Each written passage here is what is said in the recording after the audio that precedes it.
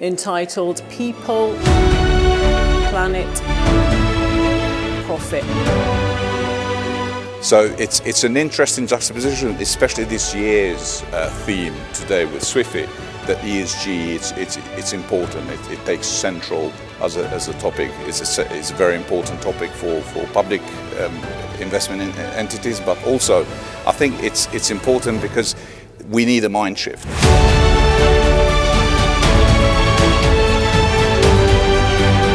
And when we say impact finance, we don't mean efficient swimming pools, but we mean decarbonization, we mean sustainable land use, we mean female empowerment, we mean equitable wealth, and we mean climate smart agriculture and so many other asset classes.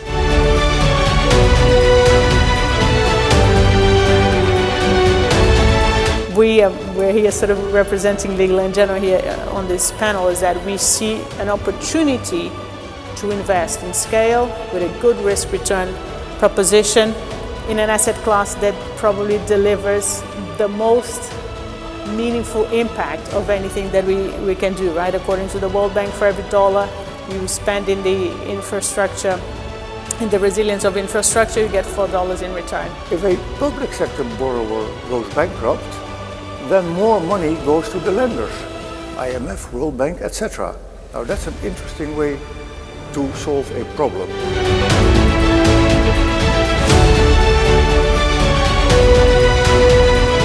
All finance professionals have at least a base knowledge and awareness and can apply the principles and practice of sustainable finance in their daily financial activities. Bringing nature in infrastructure investments, and I think the legislation of net gains of the UK DEFRA, the UK Department of Agriculture, Food and Rural Affairs. I think that's the right acronym.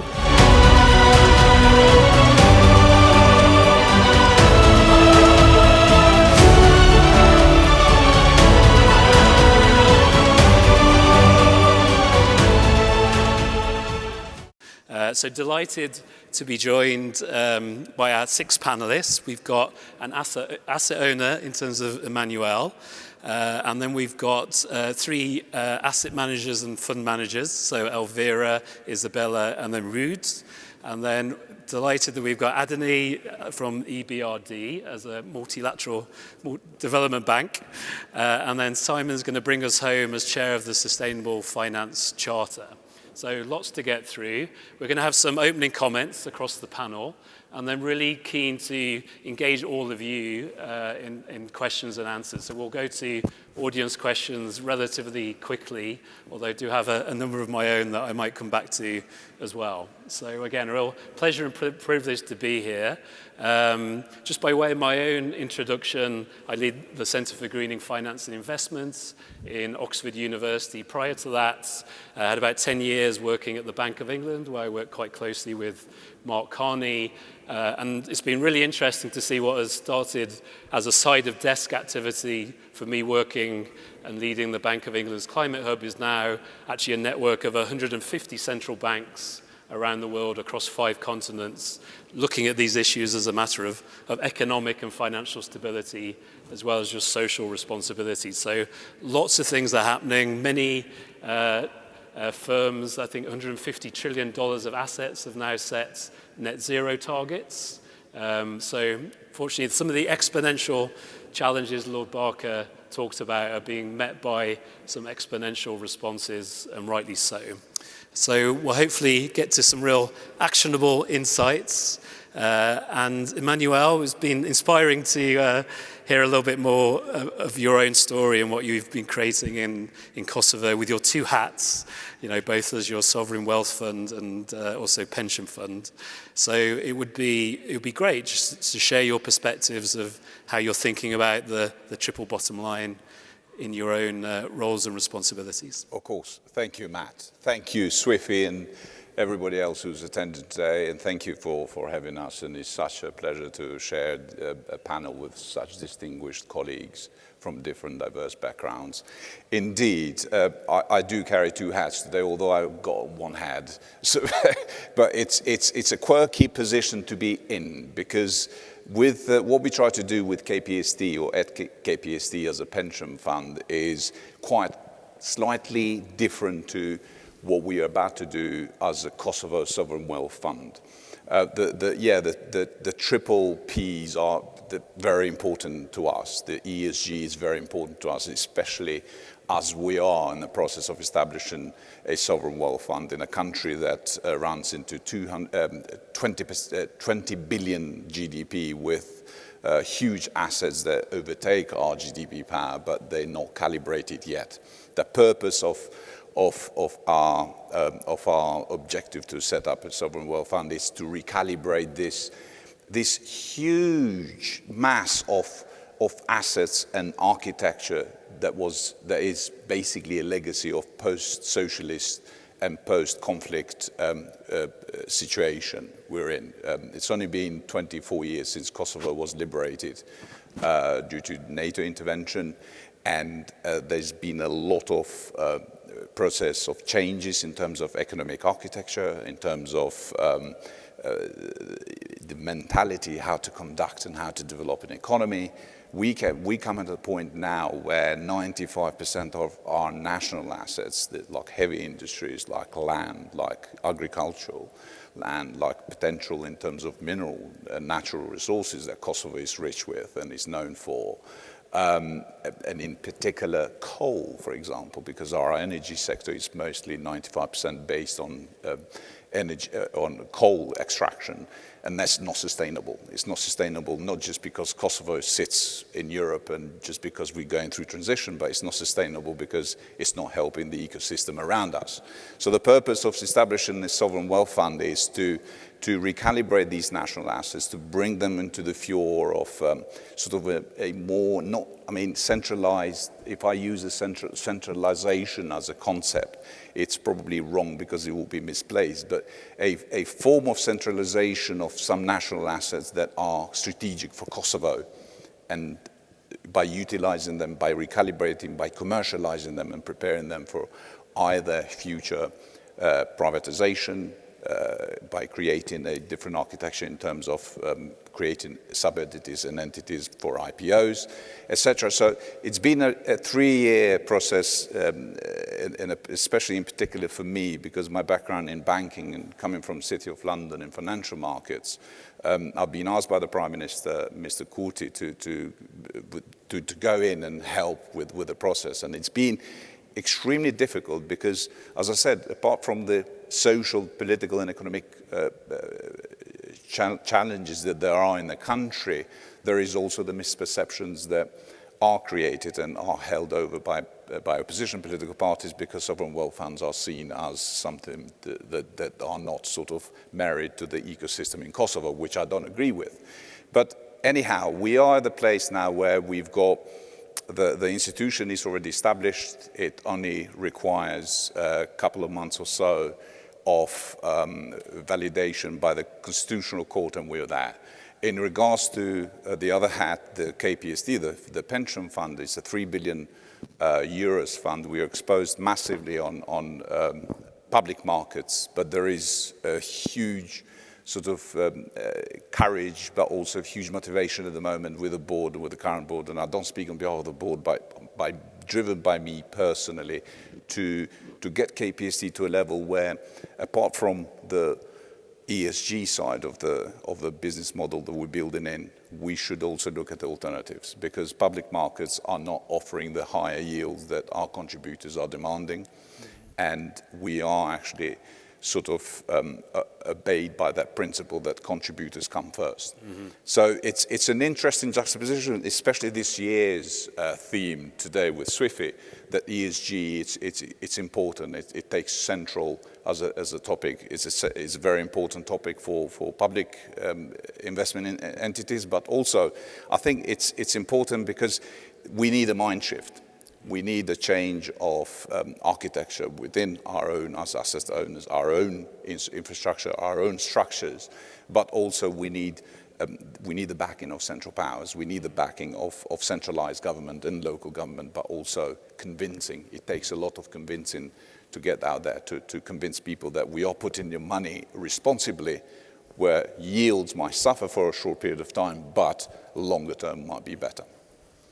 Great, many thanks for that. And I guess an early theme in terms of a mindset shift and this idea of looking to the longer term.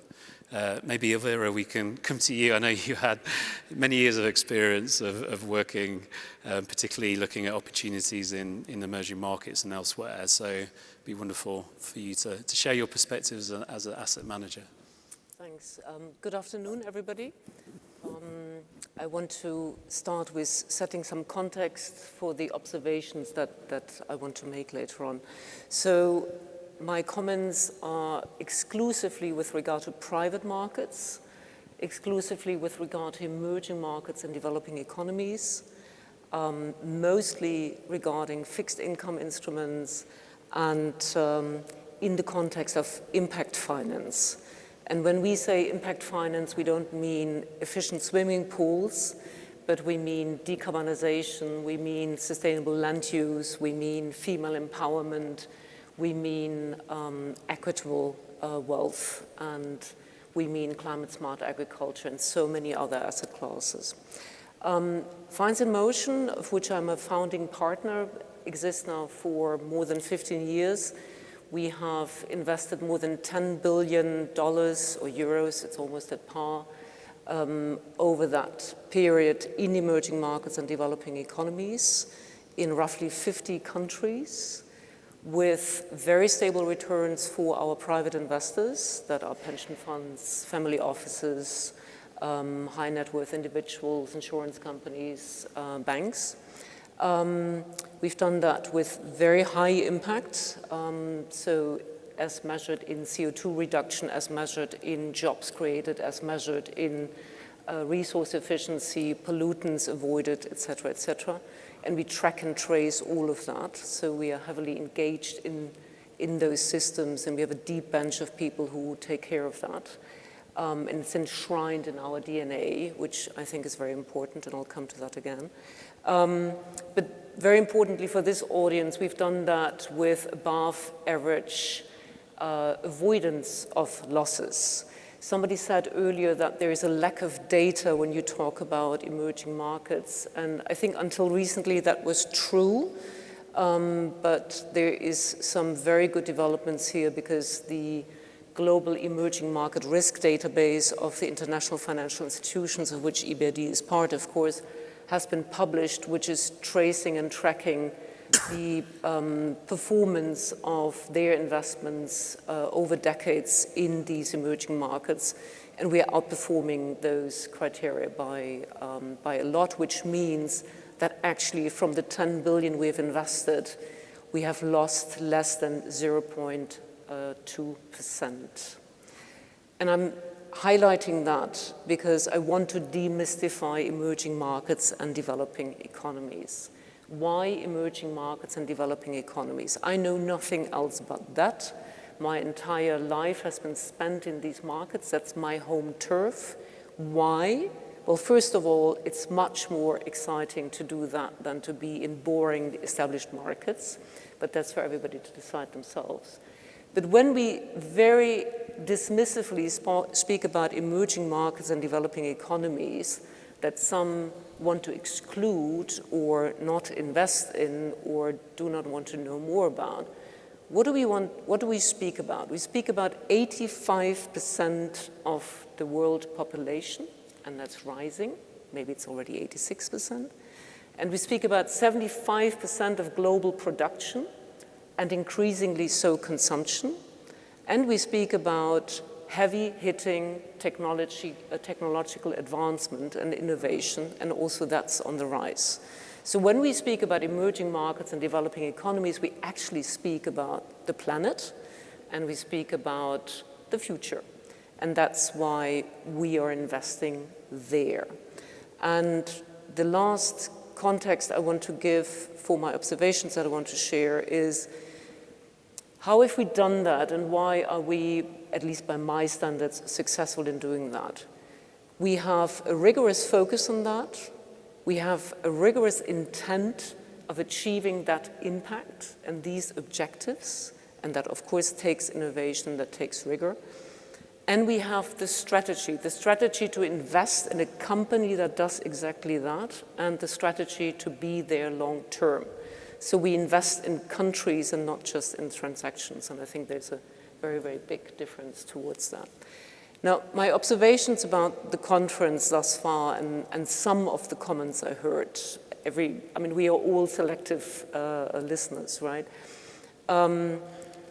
I want to call us a little bit to some more honesty and some more integrity, and I want to really remind us of the need for accountability. The grandstanding, the self-service statements, they won't get us very, very far.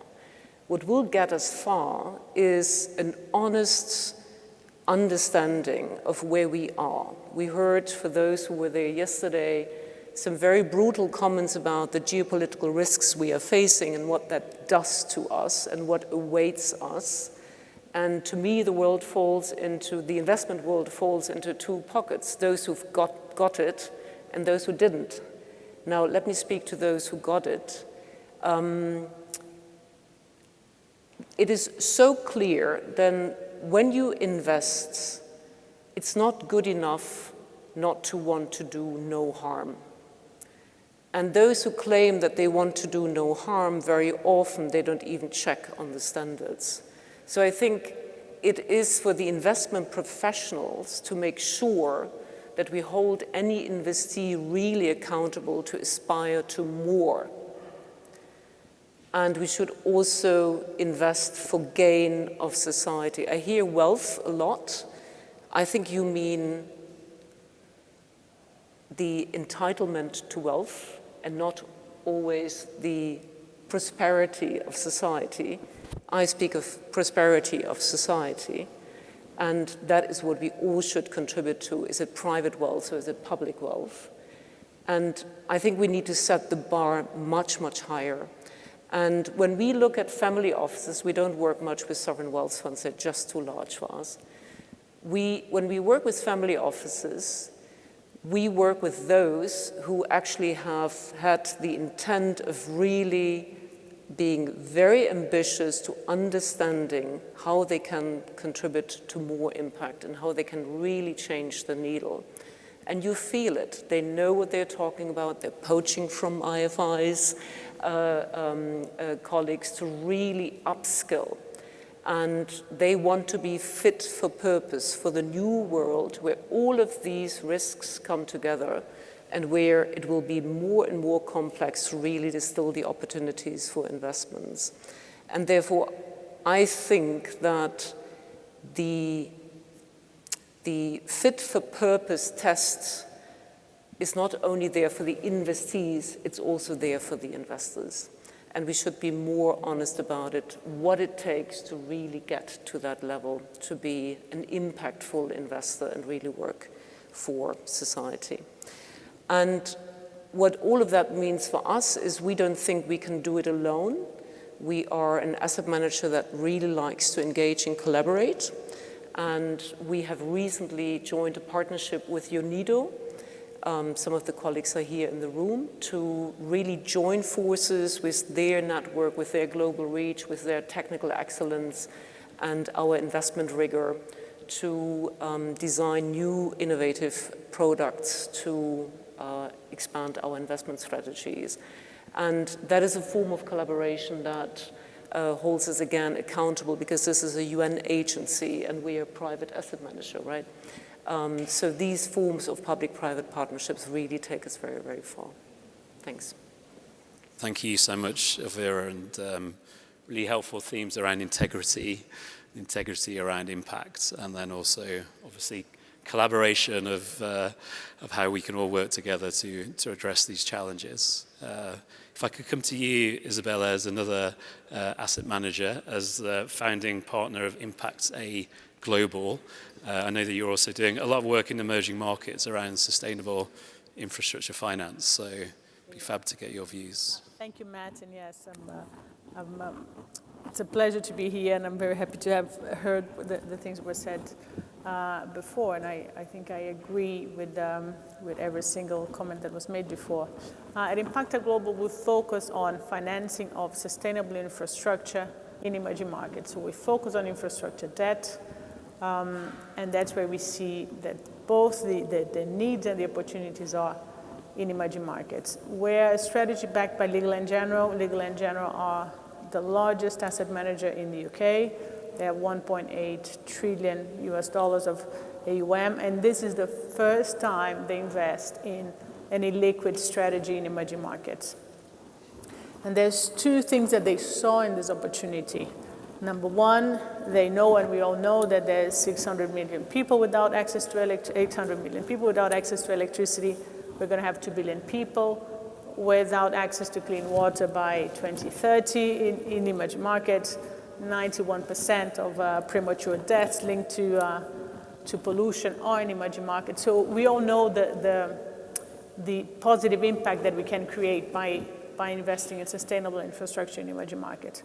But what they also saw, and what we believe in, is that this is a huge opportunity to invest in scale at a very attractive risk-reward proposition, right? We have, in order to meet the minimum sort of Paris Agreement commitments, emerging markets will need $2.4 trillion of investment annually. We have studies, and a little bit touching upon, but elaborating a bit further on what Elvira said. Infrastructure debt in emerging markets is an asset class that has delivered twice the returns of infrastructure debt in developed markets for very roughly the same type of risk, right? When you're investing in infrastructure debt, financing infrastructure in emerging markets, you tend to lend alongside a lot of the players at the table, a lot of the development finance institutions, ECAs. You tend to take more collateral, more securities, more guarantees. So you actually have low default rates, but even when you have default, you have very high recovery rates because you're financing actual assets that are critical for the infrastructure of that country. So we believe that what we're seeing here with the climate challenge that we have ahead of us is not only a problem to solve, but a huge opportunity to invest. And this is what we're most sort of passionate about, is exploring that opportunity. I think over the past 10 years also we've seen investment in infrastructure overall go mainstream with the institutional investor base. Allocations to infrastructure have gone from about 25-30 billion a year to 180 billion a year in 2022. But 90% of that has still gone to developed markets, right? So we are seeing infrastructure going mainstream. Big chunk of that is now going into debt, partly also due to the high interest rates. But we just need to take it that step further, right? Investment in that asset class in emerging markets is growing, but it needs to grow a bit more for us to get there. But I think my overall message is we're here sort of representing Legal & General here on this panel, is that we see an opportunity to invest in scale with a good risk-return proposition in an asset class that probably delivers the most meaningful impact of anything that we can do, right? According to the World Bank, for every dollar you spend in the infrastructure, in the resilience of infrastructure, you get $4 in return. Every dollar invested in sanitation saves you $9 of hospital bills afterwards. So there are lots of, we could spend an enormous amount of time talking about this. You know, a 10% increase in electricity supply in El Salvador created an increase of 43% of women in setting up their own businesses. So the impact is quite meaningful. But I think for this room that has so many trillion represented sitting at the table, I think we should not ignore the opportunity to invest in this asset class. Great, many thanks, Isabella. So a key theme of the opportunity to move money, and to do that, we know we're going to need to move money by whether you're a sovereign wealth fund or a family office, by investing abroad.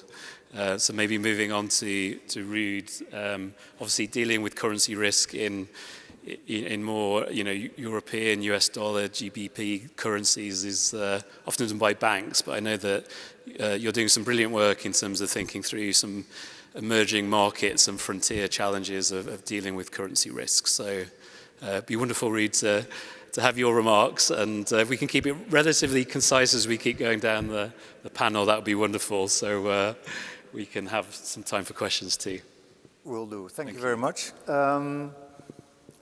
So sitting between two shareholders, one representing the impact investing side and the development finance side, to explain what we do and what is needed, I always like to take as an example the first, let's say, impact or development finance loan ever done by the World Bank to the government of France, 1947, $250 million US. And it was a soft loan, only 3.5%. But then, of course, as many European currencies, the French franc started depreciating against the dollar. 20 years later, the effective interest rate turned out to be well above 25%. If we fast forward to today, we still see the governments of Tanzania, Honduras, etc., facing between 60 and 85% of their sovereign debt in a currency different from the currency in which they get the tax income to repay that debt. So all these multilateral institutions have been set up to create stable economic growth, but that one risk that their borrower cannot manage in any way, the FX risk, is offloaded to them with a message, good luck. Now, that is not development finance, that is not impact investing, that is actually creating chaos on the other side. And as long as this is the standard in development finance, those countries, look today at Ghana, Zambia, Ethiopia, they are in default or high risk of default, and a country in debt stress will never invest in climate finance.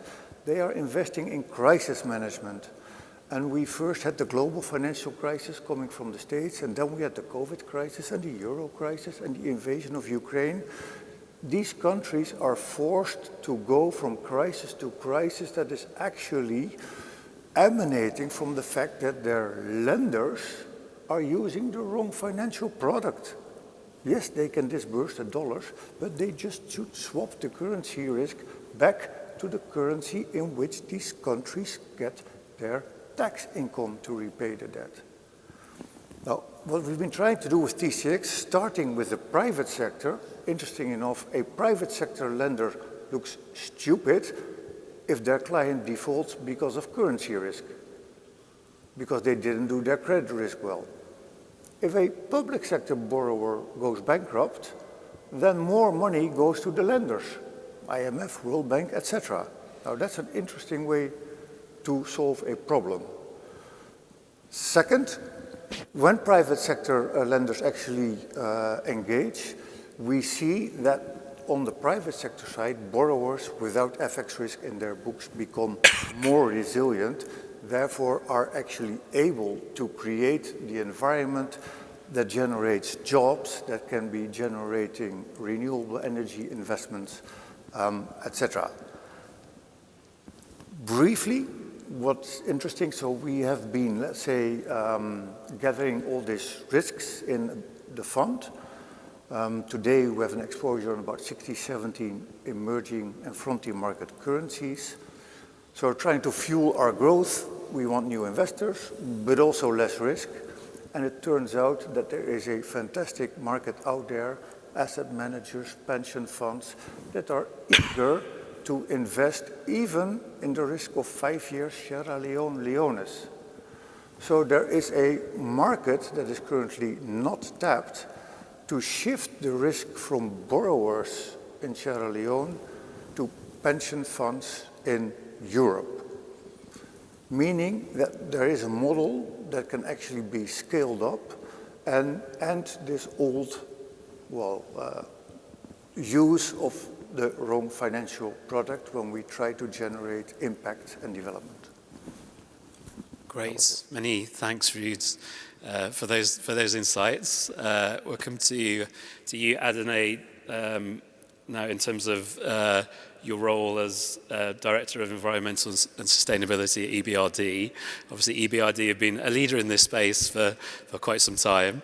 And I know we had a fascinating conversation over dinner last night, not just around some of the challenges around climate, but also some of the work you've done around nature too. So it'd be fabulous to get your perspectives. Thank you, Matt. And I'm actually glad that EBRD provides finance to the private sector, and we do currency risk assessment. So we don't lend to countries. But anyway, first of all, thanks for the invitation to speak here today at this impressive venue. I think probably one of the most beautiful I've spoken at, and in this formidable panel. We indeed started exchanging views last night and made very good connections even today as well. I think I'll break down my 3 minutes into 3 different areas. First, summarize what EBRD is, because I'm sure many of you are not familiar with the European Bank for Reconstruction and Development. Then I will explain how we do green finance, because there's a series of relatively non-trivial methodologies that underpin our attribution of green finance. And third, I'll summarize a bit how we do innovation, how we are exploring nature finance, which is the fascinating topic we were talking about last night, right?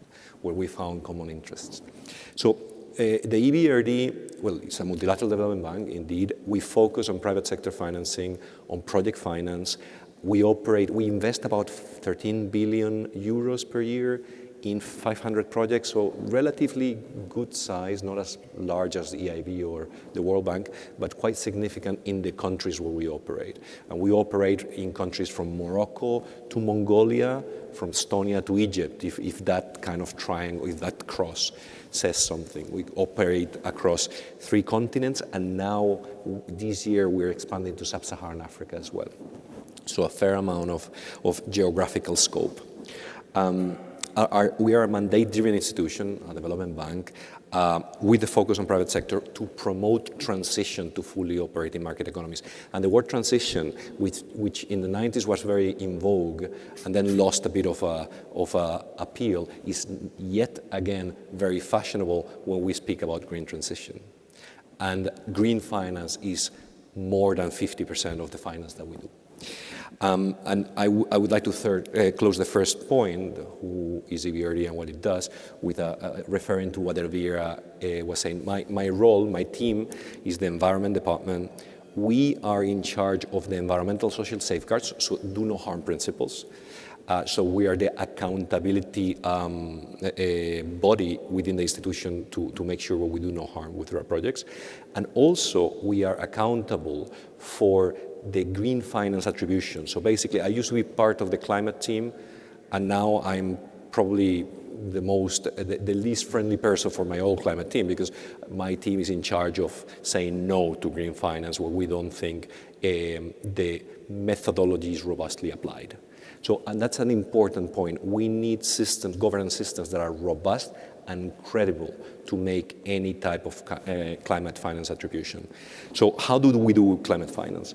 We look into in climate and green finance, into 3 dimensions. One is the conditio sine qua non, the safeguards below which we cannot go. That is the environmental social safeguards that underpin, that confirm that we do no harm with our projects in terms of environmental social management systems, in terms of pollution prevention, in terms of labor standards, stakeholder engagement.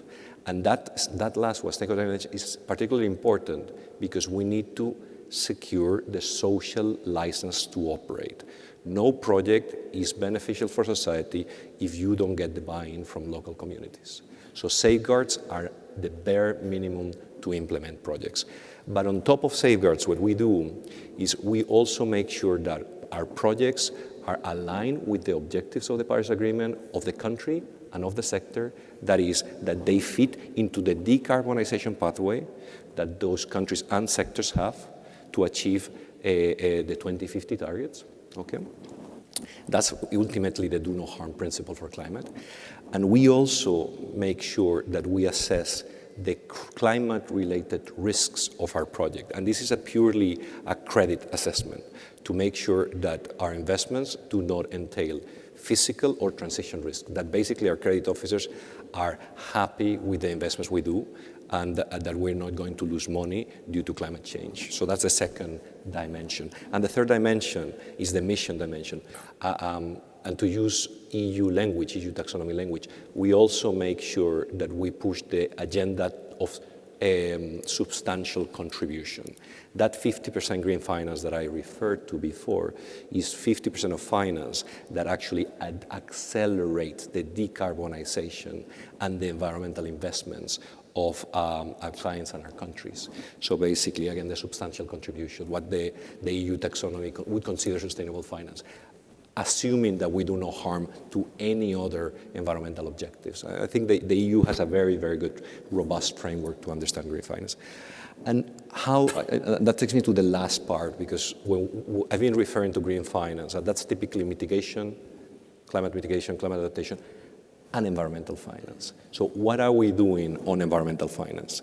For the last couple of years, we've been trying to explore how a private sector focused institution can actually invest in nature. And what we realized is that we had much more experience than we thought. Thanks to, first, the systemic pollution prevention investments that have yielded the recovery of ecosystems, but also the possibility to actually invest in nature as infrastructure. And you mentioned about the returns of nature actually has higher returns than gray infrastructure. As well, and we take inspiration in this country, in the UK, as well as bringing nature in infrastructure investments. And I think the legislation of net gains of the UK DEFRA, the UK Department of Agriculture, Food and Rural Affairs, I think that's the right acronym.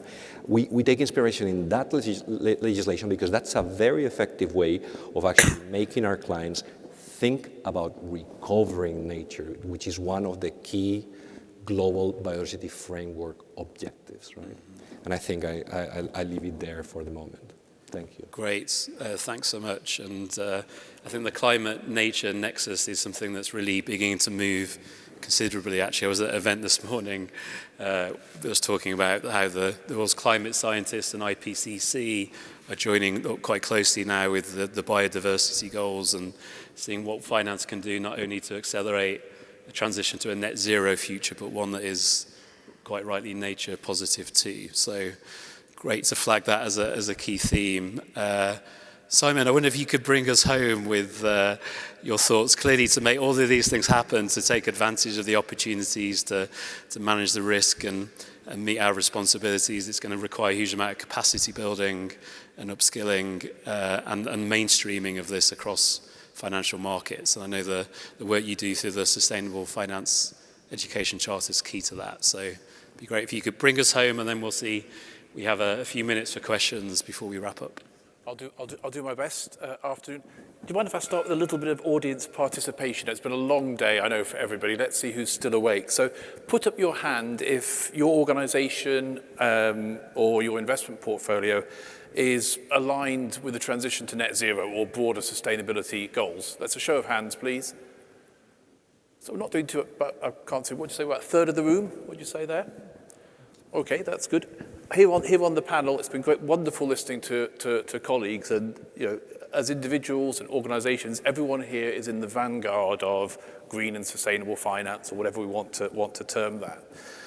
But let's remember that at the moment, only on the broadest definitions, only about 5% of finance globally can be described as green and sustainable. And that's on a very broad definition. Only 3% of total bond issuance, again on broad definitions, are GSS plus bonds and so on. Financial portfolios globally are aligned somewhere between 3 and 4 degrees of global warming.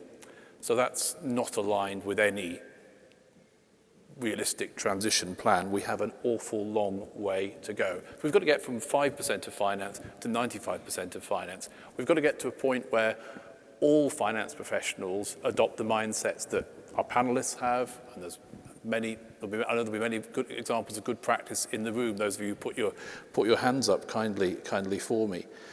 We have to get to the point where, in Matt's former boss's words, Mark Carney's words, where every professional financial decision takes account of climate change. And I think we'd broaden that out these days to say every professional financial decision takes account of sustainability.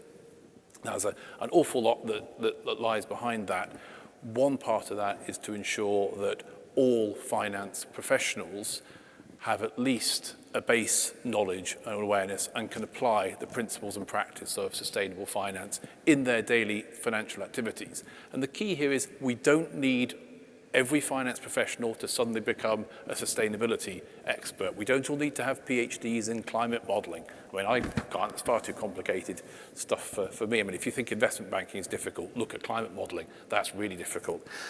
We need finance professionals to do what they do best as bankers, as investors, as sovereign wealth funds, as family offices, but to apply a climate to sustainability lens to everything they do, so that in every risk analysis, every credit analysis, every product that's being created, every bit of advice that's being given to colleagues or clients or customers, that's seen through the sustainability lens. That's the capacity building challenge, and we're only just at the beginning of that.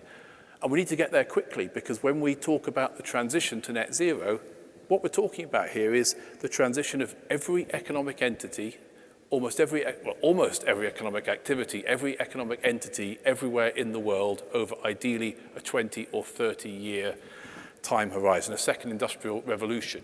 Now, that is an enormous scaling up we need. And if we're only touching 5% of that at the moment, we've got a long, long way to go. Great, Simon. Really good to put that in context, and encouraging to see a third of people's hands up in the room in terms of aligning with the transition, but clearly much more to do in a relatively short time period to do it. I'd love to open it up to questions. Obviously, we've had quite a diverse panel. We've had views from asset owner through asset management, fund management, through to EBRD's views, and also what we need to do to build capacity. So quite a broad range of topics there. Last panel of the day, so would love to get views, questions from the room. And if not, we may then just move to, okay, great. So one question at the front here, and then one question behind. Maybe we'll take both questions and then we are so much grateful. 3 questions. Right. So much grateful for the brilliant presentation of EBRD and the exotic markets that you do your business in, like in Africa and Asia and etc. But if we looked at the climate change finance in a much more innovative way, and we started from a point that poorer, so global south, or poorer countries like Bangladesh, where they have their percentage of the toll of the punishment that they receive from the developed West or North. And if you partnered with the private companies like renewables, solar energy, like I know in the United States, 6 companies would like to do business in Bangladesh, let's say. And if you extended your markets, so we have Ukraine now, so you could go to Central Asia and indeed half of Africa and Bangladesh as well, because this is so very vital. It's just the future of all 8.5 billion people. So in this context, you could kind of tease a bit better your clients here and just develop the finance in Bangladesh power plants or infrastructure like highways and etc. That would be a great way forward. Great. So yeah, so obviously more of a comment and an observation, I think, rather than necessarily. Is there a specific question within that you wanted to address? Great. Okay, so more to be done on emerging markets. Can we take the question back there? And I think there was another one on this side of the room. Brilliant. One down here. Hope I'm not missing anybody at the back. But yeah, question here and then question at the front, please. Super. Thank you so much for that really interesting panel. I've got one question / two questions. So I work a lot with family offices, educating them on impact investment, and that often goes quite well if they want to have a positive impact. But sometimes they start asking, well, what's the risk to my portfolio? What's the risk of climate change, for example, to my investments? And then the conversation gets a little bit trickier. But there's a lot of sovereign wealth funds here, and I was just wondering, often sovereign wealth funds can sometimes be universal owners. They sort of own a slice of the economy, and as such, it's more difficult for them to diversify away from systemic risk like climate change. So have you seen, and I don't know who this is a question for, maybe it's for you, Matt, actually, but have you seen universal owners or really large investors managing these systemic risks really well? Do you have examples of that? And also, you mentioned net zero in your introduction. Like, does that have an impact on climate change? Does that make a big difference, actually, net zero? And that would be my two questions. Thank you. Great. Okay, so sort of universal asset owners dealing with systemic risk, is net zero the answer? And then maybe one question down here, and then we'll come back to the panelists. And I think in the interest of time, we may then need to answer these questions and then just have a final wrap-up. My question is slightly more geared towards, I would say, asset management type investment where development is concerned. It's focused on the people piece for the sake of this particular panel. Often when there is new development involved, we're talking about developments that are pro-planet and net zero and all of the rest.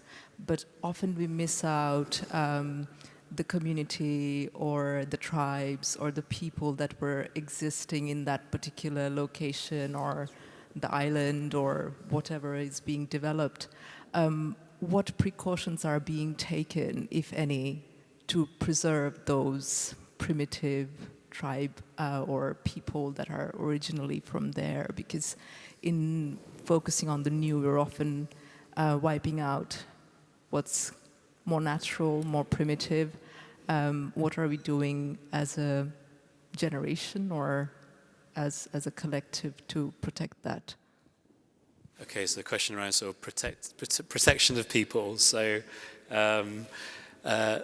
Isabella, do you want to pick that one up, and then maybe if Ruud and Elvira want to talk about the emerging markets question of what more we could do, and then we'll pick up then the systemic risk. Yeah, I'm happy to take that one. Thank you very much for your question. I think it's true that we need to pay a lot of attention to the people, to the communities, but I think it's also fair to say that most impact investors in emerging markets will pay attention to that sector. You know, when you need to categorize the risk to the environment of your project, you also look into it really is an ESG analysis, right? And the IFC has different categories. So you have category A projects where you really can do potentially harm to the environment, but also to local communities, displaced communities, etc. So this needs to be taken into account, and I think it actually is. And what I think perhaps the added element of that is actually measuring the positive impact, right? Which is what we're all doing. We're talking about, do we bring clean water to families? If you build a hospital, it's not enough to build a hospital, but are actually serving people. How many people are you treating in that hospital? And things like that. So to be fair, I think more needs to be done, but I think every investor that calls itself an impact investor or a sustainable investor will necessarily need to look at the people element of the project. Not only the negative, but also the positive impact. And I don't know if you... I'm really conscious of the time, so Adini, you want to pick that up briefly? I just feel compelled to say something because my team is in charge of the environmental social policy and the safeguards that you were referring to, the equivalent of the ISCs. And absolutely, you're right. Performance requirement 7 is indigenous peoples. We operate in a region where not so many indigenous peoples live in the region of EPRE, but again, kind of extending our operations to other MDBs. Without a doubt, there's a clause of free, prior, and informed consent in areas that belong to indigenous peoples. Are the safeguards always perfect? Absolutely not. We try our best, and that's where civil society is key as well. I just came back from Yerevan at our annual meeting. We had a very fruitful exchange with CSOs where they were giving us feedback on the update of our environmental social policy. Their role in raising the flag when our projects are doing harm is essential. And we need to take those flags seriously and make sure we strengthen the monitoring of the implementation of our safeguards, right? That's why monitoring, not just the ex-ante work on mitigating impacts, but also the monitoring in making sure that this is duly implemented by our clients is essential as well. That's great. Many thanks. Hopefully that addresses some of the question. Alvira, in terms of the comment and the question just around emerging markets and more we can do you want to just pick that up and then perhaps I'll address the second question since it's directed to me? Yeah, with pleasure. What comes to mind is that the most significant part of global supply chains sit in emerging markets and developing economies. And these are supply chains of multinationals, of large companies, of corporates that are dear to us, that you will invest in. So given that these supply chains are both at risk because of disruption, because of climate change, because of biodiversity loss, because of upheaval, protests, et cetera, they need, in that sense, investment to protect them, to make them more resilient. But this is exactly where the opportunity lies, because these are supply chains that everybody depends on. So there is backing from the multinationals, from the conglomerates, from the corporates to actually fix these supply chains. And that is an investment opportunity that is absolutely vast and spans sectors and spans sectorial themes. So decarbonization is not an ESG mantra. It is something that actually is needed to make supply chains resilient. To name just one example, you can say the same about agricultural adaptation, et cetera, et cetera. So I would say supply chains is the common investment theme in emerging markets for everybody to look at.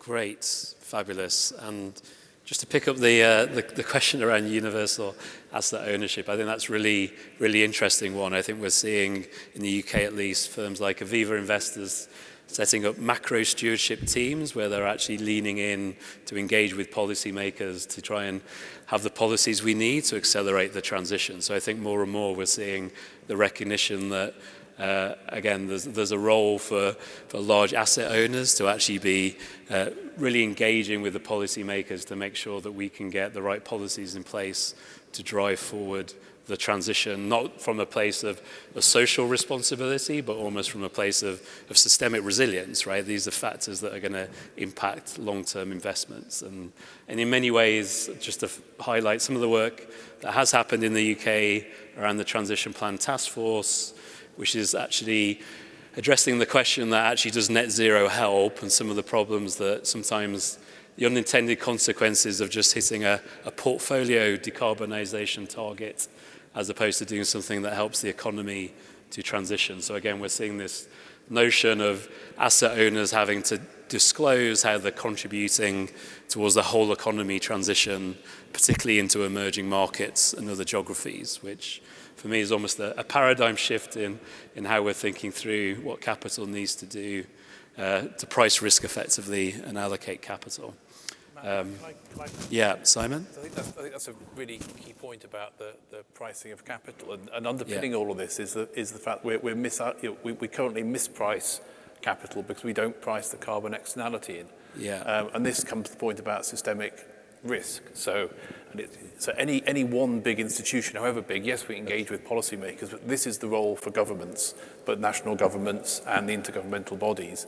And I know it's difficult, and I know it'll take time, but we have to move to more robust carbon pricing, because there's one single thing that will shift us towards, whether it's net zero or any other environmental targets, it will be ensuring we correctly price capital, because that changes the behavior of financial institutions. That's very good.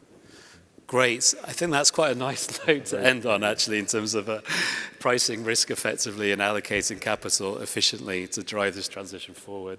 I know we're actually at time. I would love to go round the line again to have one final takeaway, but I think, Simon, you've done that really, really well, and I think we're pretty much at time. So just to thank you so much, thank the panelists so much for their time today and the insights that you've shared. Hopefully we've done it justice in leading the final panel here at the conference, and it's been a real pleasure and privilege to share time with you all and to respond to your questions. So thank you so much.